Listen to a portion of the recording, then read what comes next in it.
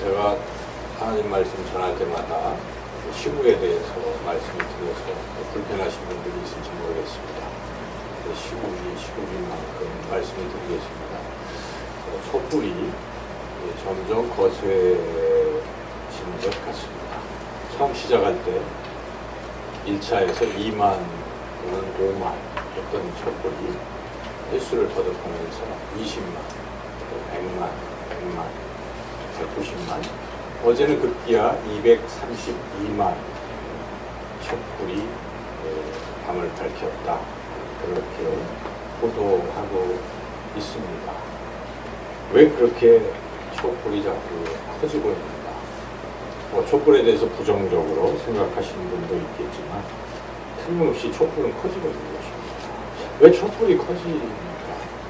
그것은 촛불에 담겨있는 민심을 거부하고 있기 때문이라고 볼 수가 있습니다.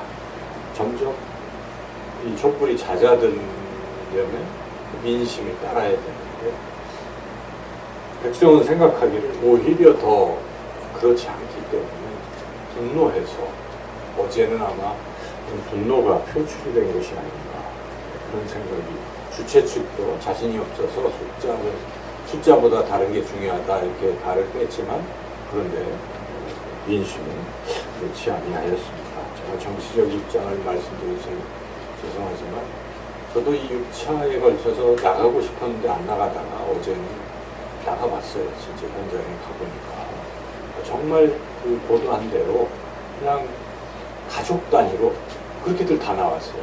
아이들 그리고 뭐 그런 거죠. 그래서 그렇게 외치면 같이 나가서 외치고 하는 그런 현장에 있었습니다. 왜 이 민심을 거스르고 있는가 하는 그런 생각이 듭니다. 분명 촛불의 민심은 대통령이 잘못했다 하는 것이죠. 크게 잘못했다. 그러니 빨리 물러나라. 이 요체인데 그 반응은 다른 거 별로 잘못한 게 없다. 사심이 없고 또 다 선의로 했다. 그렇게 답변을 하고 물러나라는 것에 대해서는 스스로 결단을 하지 않고 국회가 이렇게 합의하면 내가 물러나겠다. 근데 그게 합의가 될 것 같지도 않은 상황이죠. 오히려 지금 나라가 혼란에 빠진 거죠. 국회 정치가 막 혼란에 빠뜨리는 그러한 것을 국민이 바라볼 때 그런 생각을 하는 거 이게 또 무슨 꼼수다 하는 생각들을 하고 있는 거죠. 그래서 국민마저 가만히 있으면 꼼수에 넘어와서 나라가 그렇겠다 하는 생각을 가지고 어제 그렇게 모인 것이 아닌가 이제 그런 생각이 듭니다. 그래서 지금 이 촛불이 말하는 것은 결국 온 나라 백성의 관심이 대통령에게 있다는 것을 보여주는 것이죠. 그 한 사람의 결정을 기다리고 있는 것입니다. 어느 설문조사 기관에서 올해 가장 관심을 끈 인물이 누군가 조사를 했는데 3위가 손석희 씨, 2위가 최순실, 1위 박근혜. 그렇게 지금 이제는 최순실이 아니에요. 이 국민의 관심은 대통령에게 쏠려 있다 하는 것이죠. 아마 지금 말씀을 듣는 여러분들이나 또 그리스도인들도 동일할 것입니다. 관심이 지금 대통령에게 가 있죠. 그런데 우리가 이 관심을 대통령에게서 돌려야 될 수도 있어요. 이 문제, 이 시국을 해결하실 수 있는 분은 하나님이십니다. 그래서 우리가 베드로도 현실을 자꾸 보고 그 바닷물을 보다가 빠져버렸잖아요. 그러니까 우리가 지금 거기에 국민은 거기를 향하고 있어도 우리는 그 너머에 계신 시국을 넘어서고 계신 우리 하나님께 우리의 관심을 집중해야 될 줄로 믿습니다. 이제 3주 후면 예수님 이 땅에 오신 성탄절을 기념하는 거예요. 이 12월은 사실은 우리의 관심이 어디 있어야 되겠습니까? 예수님께 있어야 됩니다. 성탄절 때도 사람들의 관심은 예수님께 없어요. 그냥 뭐 루돌프 등등 크리스마스 추리해서 관심을 딴 데로 돌리죠. 사탄의 전략은 우리의 관심을 하나님으로부터 멀어지게 하는 데 있는 것입니다. 그래서 우리가 이런 때에 사람들이 다 그래도 우리는 특별히 이 12월 한 달에는 바로 우리 예수님께 우리의 온 마음과 정성과 우리의 관심을 집중해야 될 줄로 믿습니다. 예수님께서 이 땅에 사실은 이미 오셨죠. 우리가 성탄절을 맞이하지만 아기 예수 오심을 우리가 기다린다고 하지만 예수님 오셨어요. 그리고 하늘로 승천하셨습니다. 하나님 우편에 계신 것이죠. 물론 성령을 통해서 우리 마음에 찾아오고 계시지만 바로 그 예수님께서 이제 그 몸으로서 이 땅에 오시는 때가 또 있다는 것입니다. 처음 육신의 몸으로 오신 것처럼 부활하신 부활체로서 이 땅에 오시는, 그것을 우리는 재림이라고 합니다. 주님이 다시 오시는 것이기 때문에 이 재림을 우리는 간절히 기다려야 된다 하는 것입니다. 지난주 우리 말씀을 통해서 마라나타 주 예수여 오시옵소서, 우리가 그런 설교를 들었습니다. 여러분 과연 한 주간 살아가시면서 예수님이 다시 오시는 것을 기다리셨는지, 또 그것을 좀 생각해 보셨는지 잊어버리실 수도 있을 것입니다. 왜 잊어버릴까요? 우리는 예수님 재림에 대해서 왜 잊어버릴까요? 첫째는 아마도 세상이 바빠서, 그거 생각할 겨를이 없어서, 먹고 살기가 바빠서 그럴 수 있죠. 그렇죠? 세상이 재밌어서 뭐 여러 가지 이유들 때문에 우리는 주님이 다시 오신다는 이 사실을 깊이 생각하거나 또 그것을 간절히 소망하지 못했을 수도 있습니다. 그 재림이 또 기다려지지 않고 또 그게 기쁨으로 느껴지지 않는 이유는 재림 그 자체를 확신하지 못하기 때문에 그렇다는 것입니다. 정말 주님이 오신다는 것을 믿지 못하기 때문에 그렇다는 것입니다. 여러분, 지금 우리가 성찬식을 했어요. 성찬식을 할 때 어떤 분들은 감격이 있어요. 내 죄가 사함을 받는구나. 주님이 피 흘리셨군요. 주님이 찍히셨군요. 감사합니다 하는 그러한 마음으로 이 성찬식에 참여한 분들도 있습니다. 그것은 무엇입니까? 이것을 믿기 때문에 그러는 것이죠. 확신하기 때문에 그러는 것입니다. 우리 신앙생활이 확신이 얼마나 중요한지 모릅니다. 확신이 있는 사람은 힘이 있고요. 행동으로 옮겨지는 것입니다. 근데 이게 희미하면 별로 예배를 드려도 주님이 여기 계십니다라는 생각을 갖는 사람들은 어떻습니까? 주님을 바라보고 간절한 마음으로 주님께서 말씀을 주십니다라고 믿는 사람들 그렇게 듣는 것이죠. 주님께서 부활하실 것이다 이것을 믿는 사람은 어떻습니까? 소망이 있습니다. 죽어도 다시 사는구나. 내가 주님 부활하실 때 첫 열매 되신 주님 따라서 나도 언젠가는 주님 오실 때 부활할 것이구나. 지금 내 육체는 썩어져도 주님이 부활하신 것처럼 나는 그렇게 멋지게 부활할 것이라는 소망이 있어요. 그런 사람들은 얼굴에 뭘 미용도 안 하고 뭐 그러는 거죠. 그냥. 그렇죠? 그래도 주님은 나를 아름답게 부활케 하실 것이기 때문에, 또한 예수님의 이 재림을 확실히 믿는 사람들은 이제는 주님이 오시면 새하늘 새 땅이 펼쳐지고 또한 새 예루살렘이 내려오고 그곳에 내가 들어갈 것이구나 하는 그러한 간절한 기대와 소망을 갖게 된다는 것입니다. 어떤 사람이 예수님이 재림을 확신을 못한다고 해도 그거 상관없습니다. 못한다고 해도 예수님은 반드시 재림하실 줄로 믿습니다. 성경이 그렇게 우리에게 말씀하기 때문입니다. 사도행전 1장 11절에 이르되 갈릴리 사람들아 어찌하여 서서 하늘을 쳐다보느냐. 너희 가운데서 하늘로 올려지신 이 예수는 하늘로 가심을 본 그대로 오시리라 라고 누가는 사도행전에서 증언하고 있습니다. 사도 요한도 요한계시록 1장 7절에서 분명하게 그것을 보고 증언합니다. 볼지어다 그가 구름을 타고 오시리라. 각 사람의 눈이 그를 보겠고 그를 찌른 자들도 볼 것이요 땅에 있는 모든 족속이 그로 말미암아 애곡하리라. 그러하리라. 아멘. 이렇게 예수님은 반드시 재림하십니다. 우리는 이 재림을 확신해야 되고 그리고 확신하는 가운데 재림을 사모해야 됩니다. 재림을 사모하는 자들에게는 면류관이 주어진다고 성경은 약속합니다. 이제후로는 나를 위하여 의의 면류관이 예비되었으니 주 곧 의로우신 재판장이 그날에 내게 주실 것이요 내게만 아니라 주의 나타나심을 사모하는 모든 자에게도니라. 주의 나타나심을 사모하는 모든 자에게 사도 바울이 받을 것으로 믿는 그 면류관을 동일하게 주신다는 것입니다. 그래서 우리가 재림을 사모하는 것은 굉장히 중요한 것입니다. 그냥 재림을 먼 미래의 일이라고 그렇게만 생각하면 안 됩니다. 오늘 우리가 주님 말씀 읽었잖아요. 주신 말씀에 주님이 깨어있으라 내가 언제 올지 모른다. 기다려라. 이렇게 말씀하십니다. 그래서 우리는 특별히 이 대림절 기간에 이 주님의 재림을 간절히 기다려야 한다는 것이죠. 그래도 재림이 자꾸 기쁨으로 기다려지지 않는 세 번째 이유는 재림도 믿고 확신하는데 기다리지 않는 이유는 뭐가 남아있겠습니까? 덜컥 오시면 어휴 내가 준비가 안 됐는데 조금만 있다 오세요 하는 이런 준비 부족이라는 것입니다. 주님을 맞을 준비가 안 된 사람들은 역시 조금 뒤로 자꾸 미루려고 한다는 것입니다. 주님은 틀림없이 재림하실 것이고 언제 다시 오실지 아무도 모르기 때문에 오늘 내일 오실지도 모르기 때문에 우리는 주님 맞을 준비를 철저히 잘 해야 될 줄로 믿습니다. 여러분 주님 맞을 준비 됐습니까? 아멘 하시는 분은 지금 오늘 당장도 기쁘게 참 그렇게 우리가 살아야 돼요.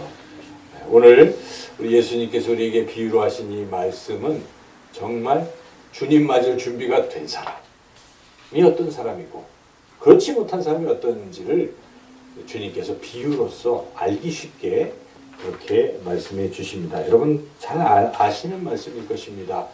슬기로운 다섯 처녀, 주님 맞을 준비가 된 사람들이에요. 그러나 미련한 다섯 처녀는 주님 맞을 준비가 안 돼 있는 사람이다 하는 것입니다. 그 주님 맞을 준비의 핵심은 무엇입니까? 기름이라는 것이죠. 기름. 기름을 준비했느냐? 못했느냐? 그것이죠. 그래서 기름 준비한 슬기로운 다섯 처녀는 기름이 있으니까 등불이 어떻습니까?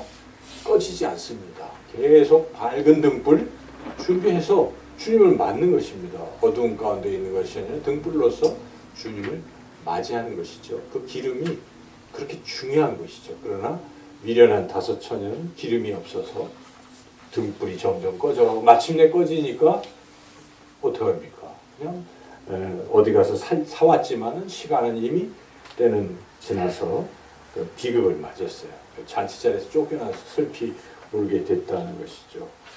최근에 그 안타까운 소식이 하나 있더라고요. 그 브라질 축구 선수단들이 이렇게 비행기를 타고 이동하다가 추락을 해가지고 안타까운 목숨을 잃어서 브라질은 그걸 참 애도하고 있잖아요. 근데 그 이유가 기름이 없다는 거예요. 그 비행기가 날아가다가 뭐 샜는지 어쨌든지 기름이 없으니까 뭐 안 되잖아요. 기름 없으면 못 움직이는 것입니다. 어떤 기계도 스톱하는 거예요. 모든 것을 할 수가 없는 것입니다. 핵심인 것이죠. 우리 신앙에도 기름이 없으면 안 된다는 것입니다. 등이 있어도 기름이 없으면 안 됩니다. 겉으로 보기에 멀쩡해요. 신앙의 모습도 그렇고 다 된 것 같아요. 예배도 드리고 뭐 봉사도 하고 뭐 전도도 하고 다 했어요. 하는데 그 안에 신앙의 모양은 있지만 기름이 없으면 그게 제대로 안 됩니다. 하다가 멈출 수도 있고 포기할 수도 있고 다른 길을 갈 수도 있다는 것입니다. 그러므로 이 기름이 너무나 중요하다 하는 것이죠. 기름이 무엇을 가리키는 것인가? 성경을 읽어보면 25장만 읽어보면 기름이 뭐다 이렇게 딱 얘기는 안 하고 있어요. 그래서 우리가 기름이 뭔지를 정확하게 알 수는 없습니다. 그러나 이 문맥을 살펴볼 때 이 기름은 천국을 이 잔치에 들어가는 핵심이라는 것이죠. 그래서 하나님 나라 들어가는 준비하는 것이라고 우리가 포괄적으로 이해할 수 있겠죠. 여러분이 지금 하나님 나라 들어가는데 이게 꼭 필요한 거예요. 그럼 뭐가 있겠습니까? 가장 중요한 것은 믿음 아니겠습니까? 오늘 중고등부 설교할 때도 그 본문에서 그 앞뒤 문맥에서 하나님 나라 누가 들어가는가? 믿음이 있는 사람이 들어가는 것입니다. 부자도 못 들어가요. 아무리 부자도 돈으로도 못 가고, 그리고 지식도 못 들어가요. 어린아이들은 들어가는데 많이 안다고 하는 사람도 못 들어가는 거예요. 돈으로도 지식으로도. 오직 예수님의 그 십자가 순환과 부활을 믿는 사람들만 들어가는 것입니다. 예수님 믿는 사람만 들어가는 것입니다. 그래서 우리가 하나님 나라 들어가는 건 다른 게 아닙니다. 예수님을 내가 믿느냐 믿지 않느냐, 이 믿음으로 들어가는 것입니다. 여러분 예수님을 믿습니까? 믿음으로 우리 하나님 나라 들어가는 거예요. 근데 그것으로 끝일까? 우리가 좀 더 생각해 볼 필요가 있어요. 또 하나는 이 기름이라는 것은 성경을 쭉 놓고 보면 기름은 성령을 가리키는 그러한 단어이기도 합니다. 요한 1서에 보면 20장 20절이나 27절에 보면 기름 부음이라고 나와요. 그 단어가. 그리고 그것이 곧 성령이 내주하는 것이라고 말하고 있습니다. 기름 부음 받은 사람들은 다 안다는 것입니다. 바로 성령이 내주하는 사람은 어떻습니까? 성령께서 알려주시잖아요. 그래서 여러분 기름 부음의 이 기름은 성령이라고 볼 수가 있습니다. 이 성령이 준비가 되어야 된다는 것이죠. 우리는 이미 사실은 성령을 받은 사람들입니다. 성령이 없이는 예수님이 주님이라고 말할 수 있습니까? 할 수도 없어요. 고백도 못해요. 여러분들이 예수님 나의 주님이시다라고 고백하는 이런 분들은 이미 성령이 내 안에 거하시는 것입니다. 성령이 내주하시는 것이에요. 그래서 우리는 다 성령이 내주하는 그러한 신앙의 삶을 살고 있는데, 이제 문제는 내 안에 내주하시는 성령과 내가 어떤 관계를 맺고 사느냐 이것입니다. 여러분 한 주간을 살면서 성령과 어떤 교제를 하셨습니까? 이 축도가 뭡니까? 성령의 교통하심이 너희 무리에게 있을지어다. 고린도후서 13장 13절에 그렇게 말씀하는 것이기 때문에 간절히 예배 끝에 하나님의 축복은 무엇입니까? 성령과 한 주간 뭐 하라고요? 교통하라고. 교통. 서로 통하라고. 서로 통하라. 이런 뜻인데, 과연 여러분 신앙에서 성령을 생각하고 성령과 교제하고 살아가는 것인지, 이 관계를 잘못 맺으면 그 성령, 곧 기름의 준비가 안 된다는 것입니다. 그럴 수가 있어요. 그래서 사도 바울은 여러 곳에서 그런 것을 경고합니다. 내주하시는 성령을 교제도 안 하고 또 성령이 말씀하실 때 말 안 듣고 딴 길로 자꾸 가면 성령님은 어떻게 하실까요? 강제로 막 야단을 치고 쓰러뜨리고 이러시는 분이 아니시라는 것입니다. 성령 그 성품은 강제로 안 하십니다.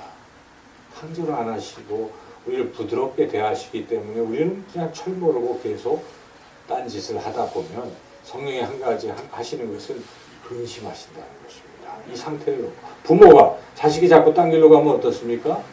뭐 좀 과격한 부모는 때리기도 하고 어떤 조치를 하지만 유순한 부모들은 어떻습니까? 그냥 우는 거죠. 울고 기도하고 그렇게 걱정하고 근심하게 되는 것입니다. 그래서 자꾸 우리가 성령과 무관하게 살려고 하고 관계를 맺지 않고 성령을 무시하고 그렇게 살아간다면 결국은 성령은 근심하신다. 에베소서 4장 30절에 하나님의 성령을 근심하게 하지 말라, 이렇게 경고하고 있습니다. 여러분 성령을 근심하게 하면 안 됩니다. 성령이 근심하다가 또 도수가 더 지나치면 어떻게 될까요? 성령이 소멸될 수도 있다. 이 신학적으로 어떻게 우리가 이해하기 참 어려워. 한번 내주하신 성령이 떠날까? 이런 생각을 우리가 할 수도 있잖아요. 근데 구약에서는 떠났어요. 사울에게서 하나님의 신이 어떻게 했습니까? 떠났습니다. 끝났습니다. 사울은 끝났습니다. 그리고 그 신이 누구에게 임했습니까? 다윗에게 기름 부음을 통해서 임했다는 것입니다. 그래서 우리도 이 참 성령이 떠나버리는 사람도 있을 수가 있어요. 그래서 교회 떠나잖아요. 예수님 떠나잖아요. 딴 길로 가잖아요. 타 종교로 가잖아요. 그럴 수가 있다는 것입니다. 그래서 우리가 근심 멈추어야 돼요. 성령의 근심 멈추도록 우리가 삶을 돌이켜봐야 됩니다. 그래서 사도 바울은 데살로니가 전서 5장 19절에 성령을 소멸하지 말며, 소멸될 수 있다, 성령을 소멸하지 말라고 아주 엄중히 경고를 합니다. 그래서 우리는 성령을 근심케 하거나 성령을 소멸케 하는 그러한 삶을 살면 안 됩니다. 우리 안에 내주하시는 성령과 끊임없이 교제하며 그렇게 살아가야 합니다. 어떻게 우리는 풍성하게 성령과 교제할 수 있습니까? 기도하시면 성령의 충만함을 받게 된다 하는 것입니다. 그래서 에베소서 5장 18절에 술 취하지 말라, 이는 방탕한 것이 오직 성령으로 충만함을 받으라, 주시겠다, 그 말씀입니다. 받으라 하는 것은 주시겠다, 누구라도 주시는 것입니다. 성령이 내주하시는 분들이 여러분이 기도만 하면요 기뻐하십니다. 하나님 기도하는 사람에게 성령을 주시는, 그래서 막 믿음이 성장하는 것입니다. 성령 충만한 것입니다. 기도의 시간이 너무나 소중한 것입니다. 왜 자꾸 기도하라고 하겠습니까? 성령 충만을 받으라는 거예요. 성령 충만을 받으면 성령과 뜨겁게 교제하기 때문에 삶이 달라지는 것입니다. 그렇게 날마다 살아가시는 것입니다. 그러면 그게 기름을 준비하는 그런 삶이라 하는 것입니다. 예수님을 영접해서 믿음으로 시작해서 날마다 기도해서 성령 충만으로 여러분 기름을 준비하시는 여러분들 되시기를 주님의 이름으로 축원합니다. 하나님 감사합니다. 주님 다시 오실 것을 우리가 생각하게 하시고, 주님 세상은 어수선하고 주님 사람들의 관심은 어디에 쏠려 있을지라도 우리는 그 관심을 주님께로 돌리게 해주시고, 주님과 주님이 오실 것을 또 생각하며 성령 충만해서 주님 맞을 준비를 잘하는 우리 모두가 되게 해주시기를 간절히 원하옵고 예수님의 이름으로 기도드리옵나이다.